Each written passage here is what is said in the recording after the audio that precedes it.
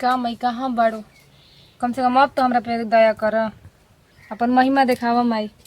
हर साल हम पूजा करत नहीं, हर साल हमरा कोई हम कमी नहीं की करत, फिर काहे हमरा साथे ऐसा करत नहीं रहुआ। बताई हम इतना श्रद्धा से पूजा और करी ना, सब कोई के आंगन में देखत बाल बच्चा देखत हमरा बड़ी हमरा मोह लगता। काश हमरो एगो बाल बच्चा रही, हमरो आंगन खिली। लेकिन कौन कौन हम कमी के लिए, कौना पूजा में कमी के लिए बने कि जो हमरा साथे ऐसा रहुआ अथी करत नहीं हमरा से। फिर जा पूजा करत नहीं, अगर भूल चूक भइल तो माई हमरा से माफ कर दे। हमरो एगो आंचल में दीही माई, हम कम से कम हंसी से रही, खुशी से रही। जा तनी फिर पूजा करे माई। आज हमरा श्रद्धा मन से पूजा करत नहीं, कम से कम आज हमारी झोली खाली मत रहे दे। आज रहुआ हमारे भर के तो वापस हमरा के भेजम।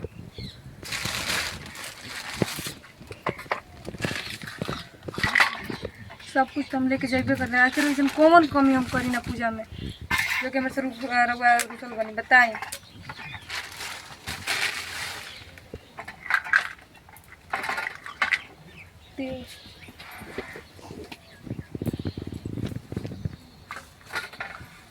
पूजा हमरा के हर कोई हमारे तो मतलब पति ही नहीं खन हमरा के चाहत के हम घर में रही।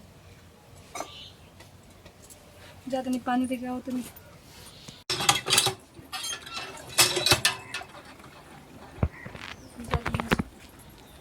हमारे को हर कोई गाँव में कुलक्षण कहता, बांझिन कहता। आखिर हम कौन ऐसा पूजा में करने के लिए बंद हुआ कि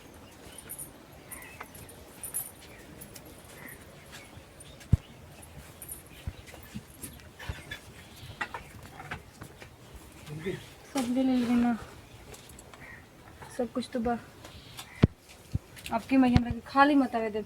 कम से कम आपके लिए जुगो एकदम आंचल भर के हमरा के वापस भेजम, नहीं तो हमरा के फिर अपने शरण में रहुआ ले ली, नहीं तो हम वापस घरे ना आई माई। का रे सब का होता? पूजा करे जाता नहीं। कहाँ में पूजा करे? रहुआ नहीं कि नमी नवरात्र चढ़ाल बा जाता नहीं पूजा करे। हर गाँव हंसता, तू जा तड़ू पूजा करे, ले ले बड़ू बांझी लेखा मुंह आ जा तड़ू पूजा करे है सब। अरे ये क्या कर दी रहुआ? अरे मत फेंकी, नहीं खे जाए के बुझा बनू। घर गाँव हंसता। अरे बांस सामने लेके जाए दी रहुआ पूजा लइका ना फैका आ जा तड़ी पूजा करे। चुपचाप बैठो आ जीवा बुझा गइले जाए के नहीं के। सब कुछ कहते रहे गाँव का रहुआ कहता नहीं बात कम बाजी नहीं। तो भर गाँव तो हंस कहीं बात तो का करे जीबे तो पूजा करे हैं। कम से कम इसे हमरा के जाए दिया अगर उम्मीद तो लगे बनी। का होई माने पूजा करके का होई? हाथ साल शादी कइला भगले एगो ना लइका भइल ना फैका भइल जा तोर पूजा करे। अरे रहुआ कम से कम माई पे तो विश्वास रखे, जरूर झोली भरियन काहे रहुआ ऐसे कहता नहीं। कहीं पूजा नहीं करेगा, चुपचाप घर रहे के बा बुझा गलू। हम पूजा करे जाए ना नहीं खे जाए के भर गाँव हंसता, तू जा तड़ू पूजा करे। कुछ नहीं के करे के कहत धर सब है कि सब फूल घर गाँव हाथा ना बोलता जा तड़ी पूजा करे। ये दुर्गा भाई देख लिए मेरे साथ कैसन व्यवहार होता, मेरे साथ का घर में अत्याचार होता। दुर्गा माई भोर दी है हमरा तारा से होता नहीं है तो दुर्गा माई भोर दी है नहीं के सब हटा वाले के घरे धरो कोई नहीं के जाके पूजा करे बुझा गलू। जाए दी हमने कि आज बजा दी रहुआ कहो तनी कि बांझी लेखाते भइल बड़े हैं। एगो तो के बांझी न हो भर गांव तोरा के कहता ही बाकी बांझी न बिया उनकर पतो हिया। हाथ ना साल बियाह शादी कइला हो गई लाइक नहीं के मार के घर सोच को दे जानी हो जा तड़ू पूजा करे तो। अरे काहे रे? अरे काहे रे? अभी मार लागो। अरे काहे मार दे रे? का बोलत हमरा के हो? काहे मार दे लेके रखे? मारी ना बोल तो लेके मार के मुआ दे। काहे मार दे? मारी ना तो का करी? काहे मारबे? जाए कनी के रे घरे लो जे जा गइलू ए जान जी हो। काहे मार दे? बताओ। का हो? आज से मर हे मत काहे मार दे? चल जा बैठ। है जा बैठ। बैठ। काहे मारतनी तू हम बाबूजी छोड़ दी रहुआ। हाय कुल फेंक ठाक देले बे रे। आई बांझिन बिया भर गांव हंसता तू कहत कि जाती ये बांझिन बिया? ना उना जाई। अरे अभी मार लगाओ हम। हाय तू कुछ समझत काहे नहीं करे? अरे करबे थी। अरे चुप। पतो हजती पूजा करे आई पतो हके मारता। जाए दी बाबूजी कहां मर रहा? बाबूजी छोड़ दी है जा घूम। तारा ले भर गांव कुछ कहत नहीं खे चल का कहत रे का का कहत बताओ तो और भर गांव कहता कि फलना के पतोहिया भइल बिया बांझिन लइका ना फइका बटू हाथ ना सल बिया कइले भइल बाजिन हो गइल बिया तो जाई पूजा करे पूजा करे जाती तो ते मर रहा काहे काहे ना मारी काहे मर रहा बता माने पूजा पाठ कइला में का बा बताओ पूजा पाठ कइला में का हाँ। बा पूजा पाठ कइला में तो सब बा पूजा करे जातिया आ का जाने हो जा कैसे हो जाई काहे ना हो जाई हां तो होके रही तो हाथ ना सल बिया कइले भइल भइल ना सुन हेलो सुन चुप रह चुप एकदम चुप देख बोलो माई के कृपा होई हां तो हो जाई हाँ। बाजिन बिया नु हां तो ओकरा लइका एकदम होई अते मारो तड़े पूजे पाठ कइला से लइका फइका होला हां आ काज अच्छा तो ठीक है, ही बताओ बाबू हमर तू पगला गुल बड़ा भर गांव हंसता तू कहत तो ई बताओ आ कि ते जानो तड़े कि तोरा में कमी बा कि ओकरा में कमी बा ते जानो तड़े ना हम तो नहीं जानो नहीं जानत नु ना। तो ओकरा के पूजा पाठ करे दे पूजा पाठ कइला से होखेला तो देवी माई भर दी हन हां हां हां भर गांव में हंस के निहाल हो गई हंसत तो भर गाँव नु हंसता तारा के नहीं खेनु केहू कहत हमरे केनु कहता तो तोरा के कहत तो होई नु कैसे हो जाई कैसे हो जाई मंदिर में जाके पूजा कइला ले तारा हाँ, की होता है हाँ तो तू करो करवाओ अब हम जात नहीं हाँ तो जो भागते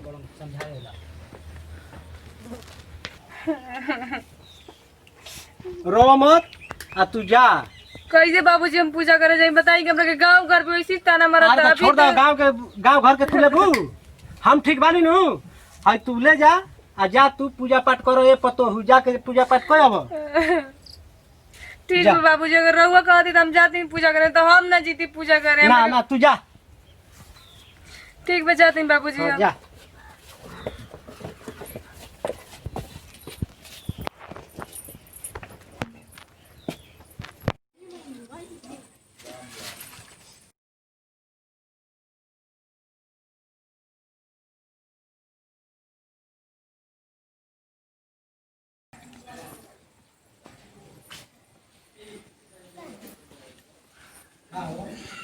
ए भैया पूजा करे नहीं ओनिए रहा बाग भी चल के ओनिए पूजा करा बाग में ऐसे कहे बोला तनी भैया बताई माई तो सब कोई के ना हड़ी बाजिन बाड़ू ऐसे बोल रहा नहीं काहे हमरा पैसा कलंक लगाओ थे बाजिन के बताई जा भर गांव कहत हुए घर गए तो कहते पर लेकिन बताई कि माई के तो शरण में हमरा के जाए दी कम से कम हम जाए देम तो पूरा गांव हमारा पका पा हो जाए भैया हमरा के आज वो जाए दी जाए दी भैया ना ना जाए देम भैया बात समझी जाए दी मंदिर तो सब कोई की रहा जी पूरा गांव बोले लगी कि अछूत आदमी के घर में घुसे देता काहे माई दुआरे पे हमरे से पूजा चढ़वाई वो कम से कम मंदिर तो बुलावाई भागिन के जाए दी भैया हमरा के अरे जाए के तो जाए देती पूरा गांव हमरा के बोले लगी हैं मेरे को ना मतलब जाए दे हमरा के मंदिर में हम कहिए कि बाजिन आदमी के औरत के मंदिर में घुसा दे तड़ी बताई माई हमरा पे कितना कलंक लगा हुआ होता नहीं एगो औरत होगा औरत के दर्द समझी माई कम से कम आपसे तो रहुआ हमरा के कम से कम आजल भरी हमरा के देखो ना मंदिर में कोई नहीं कह जाते हमरा के गांव घर में चलल वो हाल पे माई अब हमारा दर्द ना समझ तब कैसे समझिए बताई अतना हम सब प्रसादी लेके आई चढ़ावे खातिर लेकिन हमरा के कोई मंदिर में नहीं के जा देते भैया हमरा के जाए नहीं मंदिर में पूरा गांव तैयार हुई तो हम जा ही दे ठीक है जब नहीं जाते तो हम बहरिए तो पूजा कर लेता नहीं कर ली बाहरी पूजा काम आई ऐसा दिन काहे के दिखाओ तुम बल्कि ना देख ले रहो तू हमरा के एगो बच्चा बिना बताई कि हमरा के हाथ ना लोग हमरा के अथी करता कोई तरह मोबाइल ले ले जाना माई हम बताई हमरा दुआरी पे पूजा करके जाता नहीं एक जैसे हम पूजा में ले ली रहुआ कम से कम बाजिन के कलंक मिटा दी माई हम अभी कलंक लेके जियल नहीं की चाहत माई ना तो हम रघु शरण में मर जाए हम घरे जैसे वापस ना जाए माई बताओ हमारे इतना भागिन बनल बनी मेरे गाँव घर भी इतना ताना मारा था हमरा के और खास कर हमारा घर ही के बताइए मेरे को ससुर हमारे पक्ष में बड़ा बाकी मेरे कोई नहीं थे कौन हम ऐसा पूजा में कमी कर नहीं बताइए हमरा के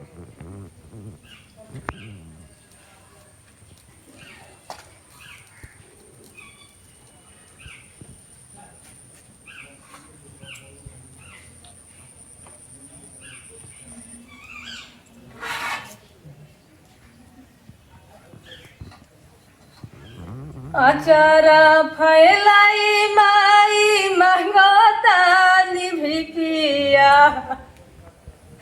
आचारा फैलाई माई मांगो तानी भिकिया और जी सुनली मोर और जी सुनली मोर आचारा फैलाई माई मांगो तानी भिकिया आचारा फैलाई माई मांगो तानी भिकिया और जी सुनली मोर और जी सुनली मोर बाझिन के नमवा मिटाइए मैया चल बाहर हो चल बाहर हो आचारा फैलाई माही मांगो तानी भिकिया और जी सुनली बाझिन के नमवा मिटाए मैया बाझिन के नमवा मिटाए मैया चल बाहर चल बाहर आचारा फैलाई माई मांगो तानी भिकिया आचारा फैलाई माई मांगो तानी भिकिया और जी सुनली मोर और जी सुनली मोर मर्जी माई लेकिन हमें जैसे काली ना जाए माई रो प्रकट होने के बाद माई सब गांव में हमरा के ताना देता आखिर कब तक इसे चली हर साल हम पूजा करत नहीं हर साल रुआ काहे नहीं ये बेटी के लाचारी पूजत माई अब अपन दया देखाई माई महिमा हमरा पे फेरी माई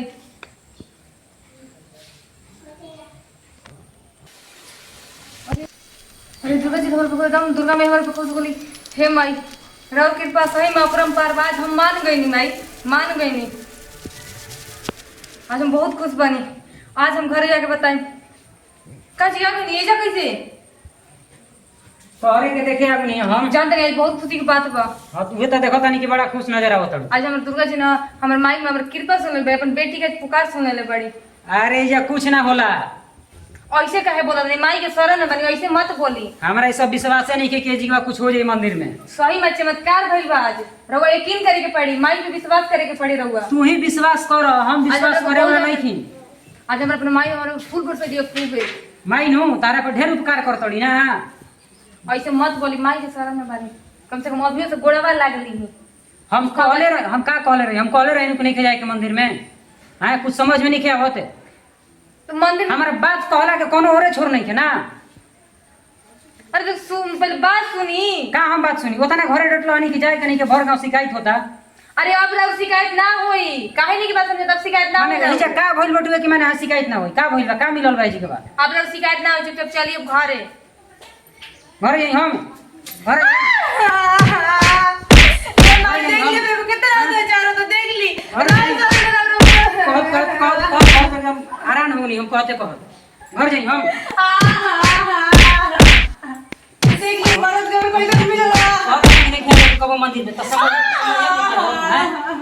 रोज रोज काले ये माई तो बुद्धि कोड़ी है रास्ता दिखाई माई रास्ता दिखाई तू विश्वास कर हमरा विश्वास नहीं करे तू विश्वास करो ये माई इंग्लिश में दया जी तो हमरा पे दया करी उसे इंग्लिश में दया करी माई कर इंग्लिश की दया तो अरे कुछ ना दया होई बुझा कोइले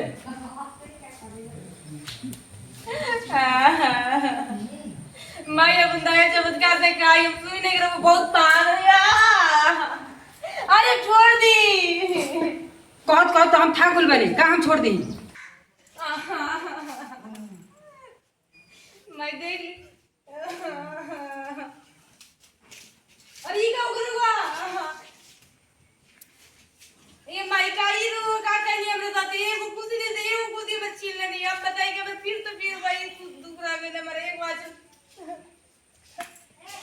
माई इंदिरा के ठीक करी माई जैसे लोग हमरा अभी आचल पर दिए वैसे बहुत खुशी थी माई बताई कि अब इनकर खुशी चिल नहीं हम तो फिर अब की करे सारे रह माई ऐ बालिके, तुम नित्य माँ की पूजा करती रहो। तुम्हारे पति को माँ के द्वारा यह दंड स्वरूप मिला है और तुमको जो आशीर्वाद मिला है वह अवश्य पूरा होगा। किंतु तुम अगर पति को स्वस्थ एवं चंगू करना चाहती हो तो प्रतिदिन आकर माँ की दर्शन करो एवं पूजा आराधना करती रहो। अवश्य ही तुम्हारी पूजा से खुश होकर के माँ की अनुकंपा होगी और तुम्हारा पति स्वस्थ हो जाएगा एवं अस्त। माई हमरा रोज पूजा करम लेकिन इनकरा के ठीक कर दी हमरे गोर खुशी लौटा दी माई हमरा रोज पूजा करम माई रोज पूजा करम हम एको दिन न चुकम